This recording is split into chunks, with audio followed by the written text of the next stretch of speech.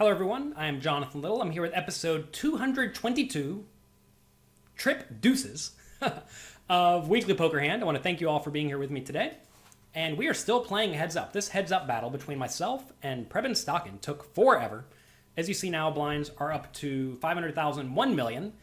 And I have 30 million chips to his 72 million chips. So I'm playing 30 big blinds deep. We've been trading pots back and forth. I'd make a good hand, he'd make a good hand, I'd make a good hand, he'd make a good hand. I'm not going to show you all of those because we'd be here forever. But here we have another fun one. So 30 big blinds deep, keep that in mind. He raises to 2.2 million from the button with Jack 4 of hearts. And I call with the Queen 10 offsuit. This is a spot where you could conceivably shove. I think it's a little bit big, and I think Queen 10 is not the most ideal hand to shove with because it flops decently enough. But if I had something like Ace X, I would almost certainly shove. So flop comes Queen 10-5. That is excellent, giving me top two pair and giving him a flush draw. So get ready for some fireworks.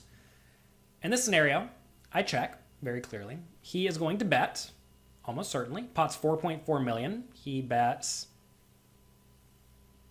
quite small, only 1.4 million. I'm a little bit surprised he bets so small in this scenario. He probably is very well aware of the stack sizes and doesn't want to bet something like 3 million because then I can shove all in. Whenever you have a flush draw like he has in this scenario, you really don't want to get check shoved on because then you have to fold. You're not trying to fold. So this is a situation where his bet size is not necessarily based on his range strength. It's more so based on stack size. And in general, you're not going to want to get check shoved on. So in this spot, with my top two pair, I need to raise. You may say, well, why would you want to raise? Your opponent's going to fold out all their garbage. Yeah, but also realize here, there are a lot of draws I would really like to raise. So since there are a lot of draws like Jack 9 or flush draws that I would really like to raise, I also need to raise with all of my value hands. Now, if you think about my realistic value hands, what are they? Well, I just told you I'm probably shoving stuff like Ace 5 and Pocket 5s pre-flop, so I don't have that. I would definitely re-raise Queens and 10s pre-flop, so I don't have those. So my only real nut hand here is Queen 10 offsuit. There are 12 combinations of those. And then Queen 5 suited and 10 5 suited. So there's 5 of those. So that's 17 nut hand combinations. And if I have Jack 9 right there, that's 12 combinations. So I'm already loading up on the bluffs, right? And if I have lots of flush draws available too, well, now I'm starting to get into a pretty large bluffing frequency. So if I do have a hand like Queen Jack, I probably need to raise that too for value. And of course, if we do get it in, you're not loving it with Queen Jack, but that is probably what is required in order to not be too out of balance. Typically, as stacks get shorter, you're going to want to have fewer bluffs proportionally compared to when you're deeper stacked because you have fewer streets of fold equity that you can continue betting on. We discuss all of this over at pokercoaching.com. If any of these terms or ideas are unfamiliar to you, make sure you go over there, sign up for a free 1-week trial, and go through all of the past homework questions. We have definitely discussed situations exactly like this in depth so that you definitively know what to do in these spots so that you're not just lost or confused or making bad plays. If you study ahead of time, you're going to play way, way, way better at the table. So anyway, he bets 1.4. I'm going to check raise quite large here. And I do make it 5.5 million, which I think is nice.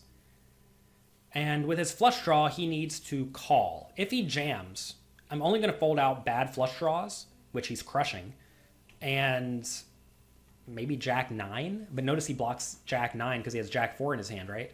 So that's going to mean whenever he shoves, he's going to get called a lot, or more often than normal. So he definitely does not want to shove in this scenario. He's going to want to call with his hand and pray to get there on the turn. Notice pot's 15 million. And I have, I think about 20 million, I have about 22 million behind. So 1.5 times the size of the pot. Take a second, try to figure out what you would do in this scenario. 22 million, pot's 15 million. Think about his range, right? Preben's range at this point is good made hands, like a queen and better, maybe a 10. And then also draws. Keep in mind, I have a queen and a 10 in my hand, so he's way more likely to have draws than he is to have made hands. Let's say I bet 5 million into the 15, setting up a 17 million chip shove on the river into 25 million. That seems reasonable. And if you've watched a few of the previous episodes of Weekly Poker Hand, or listened to them if you're listening on iTunes, we've actually discussed setting up stack to pot ratios like that. The problem here, though, is that he is very likely to have either a draw, which I don't mind pricing out, and betting 5 million does not price that out because he's getting great pot odds. He needs to win 20% of the time, and he will. Or he has a strong made hand, like King Queen, that's going to call any bet. And if he does have King Queen, I don't want to bet 5 and then let a 9 of hearts come off on the river, and now he may decide to fold, right? So in this scenario, I think I really only have one option, and that is to go all in. It prices out the draws, and it ensures I get it in immediately against his strong hands. So I do shove, and we put him in a very, very miserable spot where he has no option but to fold with his draws.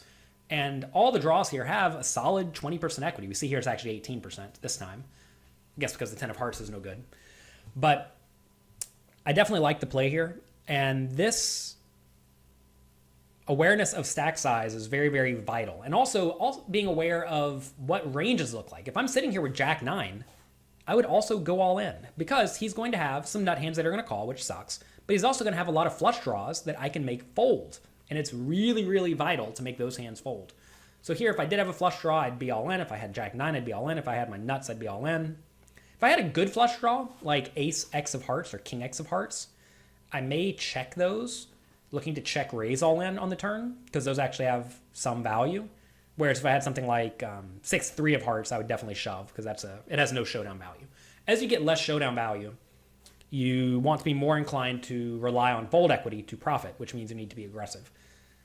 If you are bluffing all Jack 9s and flush draws in this scenario, you may be a little bit too bluff heavy. I've not thoroughly analyzed this like we do over at the Poker Coaching Homework webinars. But I'm guessing you have too many bluffs here just because we don't have 10-5 suited pre-flop, probably. Maybe we have 10-5 suited, but we certainly don't have 10-5 offsuit, right? And we don't have the fact that we don't have 10-5 offsuit makes us have fewer value hands than normally, which means we have to be careful. Otherwise, we'll be bluffing too much. You want to make sure you're not bluffing too much against world-class opponents. My goal is to be as balanced as I possibly can against Preben, and understand he's probably going to be slightly better balanced than me, which probably gives him a little bit of an edge, and we're trying to do our best to minimize it. So I like this play. I think I played this hand well. Certainly played it well given his exact hand. And whenever I have the queen and 10 in my hand, that makes him more likely to have the draws, so we want to price out the draws. You can only do that by jamming. You could also say, well, you could bet 12 million on the turn out of your 20 million stack. But then, I mean, what does that really accomplish? I don't think that accomplishes a whole lot besides letting him call with stuff like Queen Jack and then fold it if the river's really nasty. So you might as well just get it all in immediately against his strong made hands.